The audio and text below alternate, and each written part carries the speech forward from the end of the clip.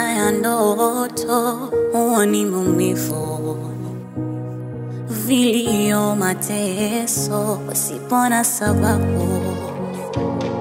Muda mwingine unaweza tamani usingekuwepo kwa dunia, maana vituko, mateso yanapokuandama unaumia. Nimepoteza muda kuhifadhi malengo, hata nafsi yangu imetapaka mabaya matendo. Sina wa kumlaumu kwenye ndoto yangu, moyo na ushinde kumbukumbu za maumivu.